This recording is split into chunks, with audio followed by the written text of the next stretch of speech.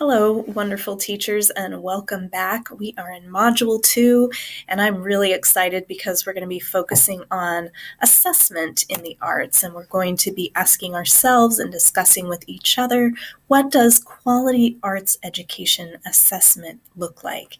And in your lesson plan, you're going to be developing summative assessments in order to measure and to communicate with your students what they know and are able to do at the end of the lesson. And we're going to do that because we're going to work backwards from there to develop the steps necessary to take them there. So I want to share this quote with you from the California Arts Standards. An arts education helps children and youth make sense of the world, communicate their unique ideas across boundaries, and discover who they are as individuals and as members of various groups. And I believe, and I know you do too, that these are some of the reasons why arts education is so very important. And I want to talk a little bit before we start about some common myths in arts education around assessment so that we can kind of knock those out and begin our work on summative assessments. The first myth is that all art is subjective. And we know as arts educators that that's not true, and that all art forms have a set of criteria that artworks can be measured against. And in our summative assessments, we can create clear criteria so that our students know what to do to achieve success in what they're doing. Another myth is that it's all about the end product, or it's all about the student art gallery that you put up in your classroom before back to school night, or it's all about the student concert that the band is working so hard on, or the theater performance. But we know that along the way there are lots of things that the students are doing to learn more and achieve along the way. So we can create summative assessments that help them clue into all those processes that help them reach that end product and that end goal, so that they value the process. Another common myth is that assessment is contradictory to the artistic process. So you might squash your students' creativity if you make them feel like they have to achieve to a rubric. But we know that that's not true, and that it can be encouraging to our creative process to know that there are steps along the way that we can achieve. And if we look at someone else's art and it's really good, we have an exemplar, we know that that's really encouraging to us as creative people to want to get better and to achieve more.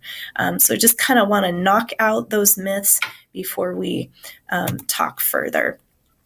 Because arts assessment really includes these three big pieces. So there's the knowledge piece, the content knowledge that you're delivering to your students so that they know about these art forms. There's the processes along the way, the steps to getting there that you are helping your students to learn. And then there is the production piece. So the piece that the student produces after they've learned what you want them to learn. So a good arts assessment should take into consideration all of those different aspects. I want to define our terms and talk a little bit about summative versus formative assessment. So summative, this is the assessment that comes at the end of a defined instructional period, so a lesson or a unit, and it's used to evaluate student learning, skill acquisition, and academic achievement. And those summative assessments should be challenging, meaningful, and relevant to the students. They should require students to create, perform, and respond. They should provide students with clear exemplars. So again, that student work that's really good, that other students can look at and say, I want to get better and to be like that. They should include critique, revision. So there should be a process where students, if they're understanding what they need to do to get better, they're able to tackle the task again and create a better product. And then student self-assessment should be part of that as well. And we'll talk a little bit more about that as we go. So one quote that I like from Paul Black, who's sort of the one of the assessment gurus, the difference between formative assessment and summative assessment. When the cook tastes the soup, that's formative assessment. So that's kind of assessing along the way where your students are. When the customer tastes the soup, that's summative assessment. So when you have that final product and the student isn't working anymore on that, that's summative assessment. So some qualities that we can keep in mind when we're developing our summative assessments. There should be an insistence on excellence. It's important to hold your students to high standards as artists, musicians, and actors, so that we know that being held to high standards motivates us and helps us want to succeed.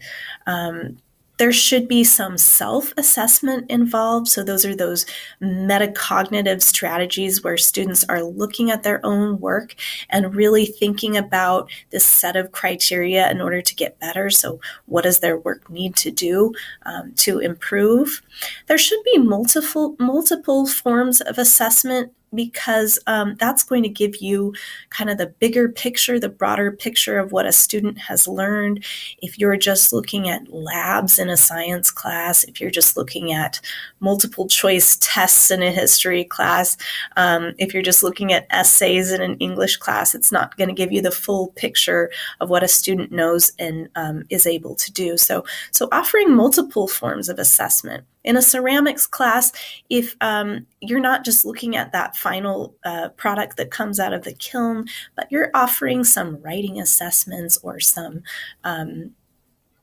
group assessments or some self-assessments along the way, it's going to give you a better picture of what your student can do. And assessment should be ongoing. So it shouldn't, again, be that just concert at the end of the year, but it should be an ongoing process that really encourages students to know that that what they're doing is a process, and along the way, it's okay to fail a little bit. It's okay to take multiple tries at something. You just keep going, and that's part of the creative process.